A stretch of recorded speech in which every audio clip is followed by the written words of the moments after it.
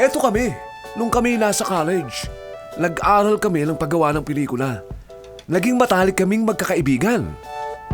Ang nasa kaliwa ay si Susan Floria. Sabi niya, nung bata siya, 100 beses niyang napanood ang Sound of Music at gusto niyang gumawa ng sarili niyang bersyon. Sa gitna ay si Teddy Ricafort. Gusto ng tatay niya na maging engineer siya. Pero allergic si Teddy sa math. Naghanap siya ng kurso kung saan walang mga numero. Ako, yung mukhang nerd na nasa kanan.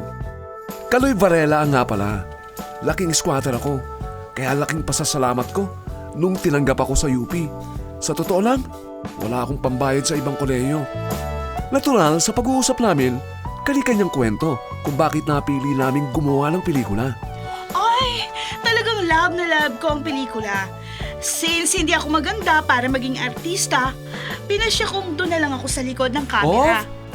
Yung sinabi mo hindi ka maganda, hindi ako agree ron, ha? Ako naman, matagal na nagtrabaho ang tatay ko sa isang malaking studio. Driver siya, pangarap niyang balang araw. Mag-direct din siya ng pelikula. Pero hanggang nag-retire siya, na-stuck siya sa pagiging driver. Gusto kong tuparin ang pangarap niya para sa kanya. Ikaw naman, Ted. Natural ako may visual talent. Nung bata ako, binigyan ako ng regalo. Instamatic camera. Pinadala ko sa isang dyaryo mga litratong kuha ko. Akala nila professional ako.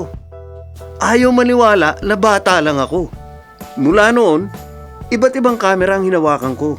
Nikon, Polaroid, Videocam. Bigyan mo ko kahit anong camera. Bibigyan kita ng magandang litrato.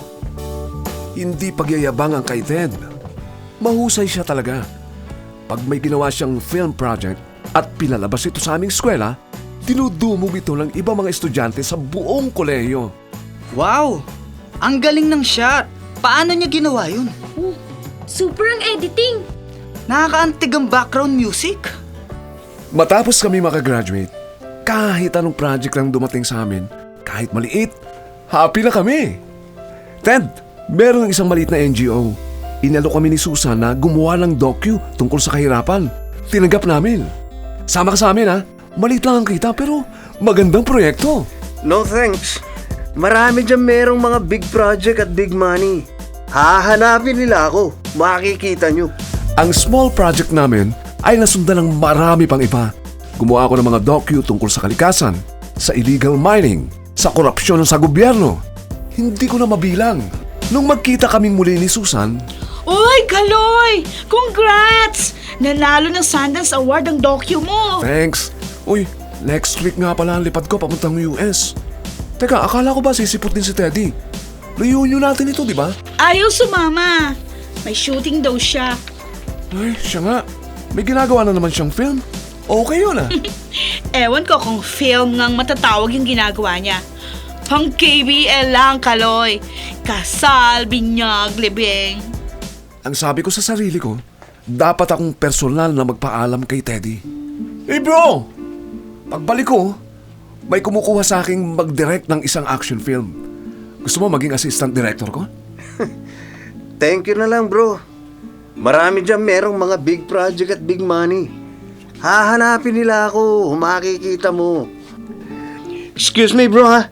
Ito yung parte kung saan ibababa sa hukay ang kabaong at iiyak na malakas sa mga naulila. Kailangan kong kunan to. Itay! Huwag mo kami iwan! Huwag mo kami iiwan ni Tay! Sorry bro. Walang naghahanap sa'yo. Binigyan ka ng break pero nakakalungkot. Sinayang mo. Sayang na sayang.